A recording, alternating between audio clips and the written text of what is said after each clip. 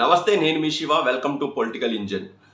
ముఖ్యంగా కర్నూలు జిల్లా range DIG కోయ ప్రవీణ్ గారు నిన్న పెట్టిన ప్రెస్ మీట్లో, అలాగే వైసీపీ సోషల్ మీడియాలో ఒక నేరపూరిత కుట్ర లేకపోతే ఒక వ్యవస్థీకృత నేరాలు చేయడానికి ఒక వ్యవస్థనైతే ఎలా నెలకొల్పారు అన్న విషయాలు చెబుతుంటే ఒళ్ళంతా గగుర్పాటుకు గురి చేసింది. అంటే ఒక రాజకీయంగా ఒక అంశాన్ని తెర మీదకి తీసుకురావడానికి కానీ సోషల్ మీడియా వేదికగా దాన్ని ఫాల్స్ అయితే ఫాల్స్, లేకపోతే తప్పు అయితే తప్పుని ఒప్పు చేయడం, ఒప్పుని తప్పు చేయడం విషయంలో, లేకపోతే వైసీపీ పాలన విషయంలో వైసీపీ పాలనను సమర్థిస్తూ దాన్ని వ్యతిరేకించే వారిపై పూర్తిగా బూతులతో రెచ్చిపోవడం కానీ, ఇంట్లోని వారిని అసభ్యంగా మార్ఫింగులు చేసి ఫోటోలు ఇష్టానుసారం వదలడం కానీ, వాళ్ళని భయపడడం కానీ, సమాజంలో ఎలాంటి భయోందోళనలు సృష్టించారు ఒక సోషల్ మీడియా వేదికగా, ఒక వ్యవస్థీకృత నేరాన్ని ఎలా చేశారు అన్నదైతే చాలా భయంకరంగా ఉంది. ఎందుకంటే ఒక క్రైమ్ రిపోర్టర్గా పనిచేసిన నాకే ఏంటి ఒక సోషల్ మీడియా వేదికగా ఇన్ని క్రైమ్స్ చేస్తారా, ఇంత దారుణంగా ప్రవర్తిస్తారా అనిపించింది. ముఖ్యంగా సజ్జల భార్గవ రెడ్డి ఆధ్వర్యంలో కనుసన్నల్లోనే ఇదంతా జరిగింది.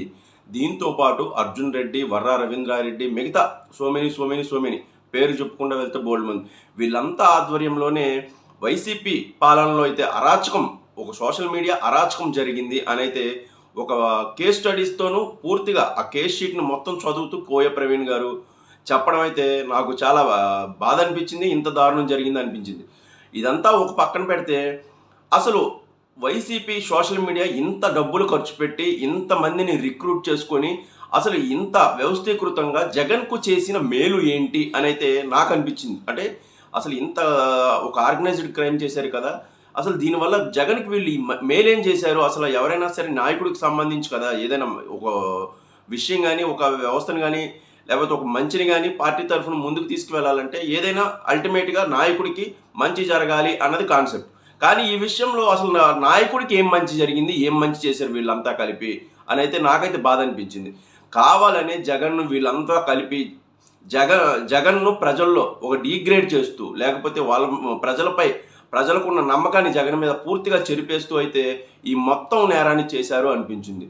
ఈ బూతులు తిట్టడం వలన, లేకపోతే మహిళలను అసభ్యంగా మార్ఫింగులు చేసి, లేకపోతే ఇష్టానుసారం అమ్మ లేదు, ఆలి లేదు, చెల్లి లేదు, తల్లి లేదు, అక్క లేదు, ఇవన్నీ ఏమి వరసలతో, వాయు వరసలతో సంబంధం లేకుండా నైతికతను పక్కన పెట్టేసి చాలా దరిద్రంగా చేయడం వల్ల, లేకపోతే మార్ఫింగులు చేసి ఆనందపడడం వల్ల స్వైకు ఆనందం, సునకానందం వచ్చిందే తప్ప జగన్కు వచ్చిన మేలు లేకపోతే ఒరిగిన మేలు ఏంటి అనేది అయితే నాకు అర్థం కాలేదు. ఏం మేలు చేశారు వీళ్ళంతా?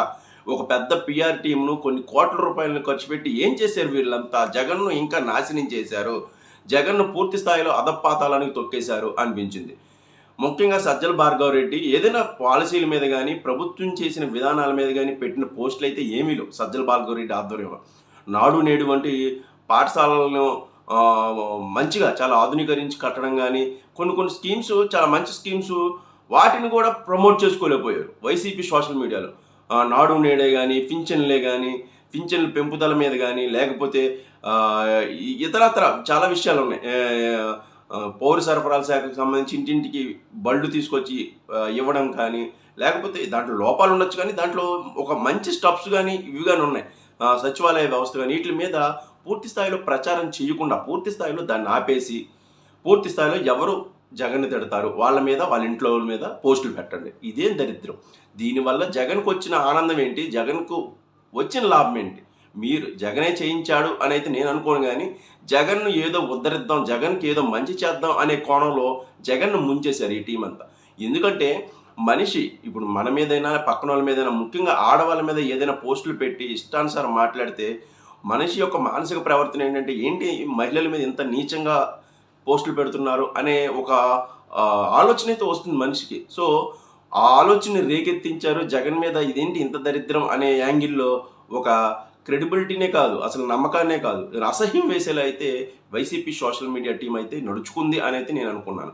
సో ఈ మొత్తం ఎపిసోడ్లో ఇప్పుడు కేసులు ఎదుర్కొంటున్న పరిస్థితి పక్కన పెడితే వైసీపీ హయాంలో అసలు వీళ్ళు చేసింది ఏంటంటే ఈ అరాచకం వల్ల జగన్ను గద్దెదించడం. లాస్ట్గా అల్టిమేట్గా వీళ్ళ లక్ష్యం ఏంటంటే జగన్ను గద్దెదించడం అన్నట్టయితే సాగింది, అదే జరిగింది. సో వైసీపీ సోషల్ మీడియా విభాగం ఇకనైనా తన పద్ధతి మార్చుకోవాలి, తన పందా మార్చుకోవాలి. కేసులు వాళ్ళ గురించి అని చెప్పడం వల్ల ఒక ప్రజాస్వామ్య పద్ధతిలో వచ్చే తరాలకు రాజకీయాలంటే ఎంత హుందాగా ఉంటాయి, ఎంత గౌరవంగా ఉంటాయి అని ఒక ఇంప్రెషన్ కలగాలి అంటే ఖచ్చితంగా రాజకీయాల్లో ఆ హుందాతనం రావాలి. దాన్ని అన్ని పార్టీలు కూడా అందిపుచ్చుకోవాలి. మొదటగా ఇప్పుడు వైసీపీ మీదే పూర్తి స్థాయిలో ఆరోపణలు వస్తున్న నేపథ్యంలో వైసీపీ యొక్క తీరు, వాళ్ళ యొక్క ఆలోచన పద్ధతి మార్చుకొని ముందుకు వెళ్తే రాజకీయంగా మంచిది, అలాగే వాళ్ళ పార్టీ పరంగా కూడా చాలా మంచిదని నా అభిప్రాయం. Thank you.